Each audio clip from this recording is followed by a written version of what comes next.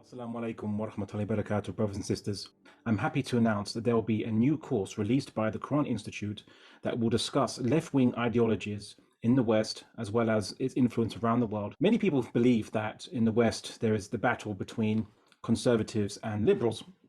And while socialists and Marxists are known, but they're generally believed to be on the sidelines. However, this isn't the case. Liberalism has always contained within it a ideology that aims to reform liberalism to make it more and more socialistic. However, many left-wing ideologues today do not advocate Marxism, despite the fact that their criticisms of the West are indisputably Marxist. More specifically, the post-Marxist movements called social justice activism or woke movements. Sometimes people know this as identity politics and its fixation with equality. And these things need to be understood because they're a little different from liberalism. And unfortunately, many Muslims, when engaging liberalism and conservatism, have taken the adage, the enemy of my enemy is my friend. And they have inadvertently taken on more left-wing ideologies, which unfortunately are more antithetical to Islam and its worldview than even liberalism and conservatism is. So it is important that we objectively study the left-wing ideologies, not just socialism or social democracy, and not just Marxism, but also the post-Marxist movements. Now, many people, and Muslims included, do not fully understand left-wing ideologies.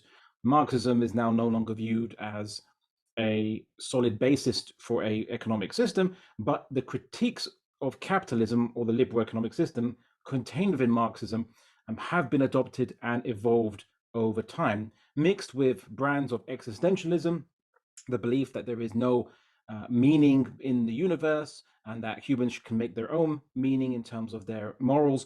Eventually, this led to the kind of thinking that even language itself is arbitrary and people can forge their own terms and use terms however they like, irrespective of whether they are descriptive or not. What is a woman? Well, Can you tell me what a woman is? no, I can't. Because it's not for me to say. Womanhood looks different for everybody. Your definition is that a woman is someone who is female, you said, right?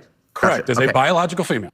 You stood up here and said trans women are women. Yes. Tell me what you mean. What is a woman? Womanhood is something that, just as Ethan explained, I cannot define because I am not But myself. you used the word. So what did you mean when you said trans women are women if you don't know what it means? Right?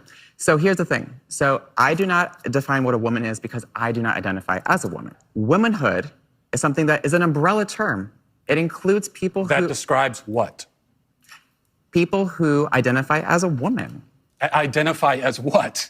As a woman. What is that? Was to each their own. Okay. Each woman, each man, each person is going to have a different relation with their own gender identity and define it differently. Exploring post-Marxist ideologies, we'll be looking at two of their main areas of activism, which is on the issue of race and the issue of gender and how they are used to advance post-Marxist causes. But also we'll look at the issues such as transgender and even transhumanism to better understand the angles which post-Marxist movements are coming from.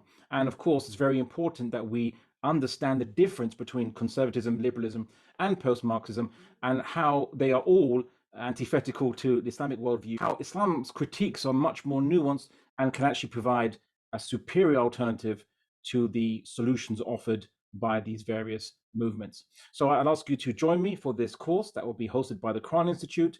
It will be online, available to everyone around the world to watch live and participate in live, as well as on-site in London.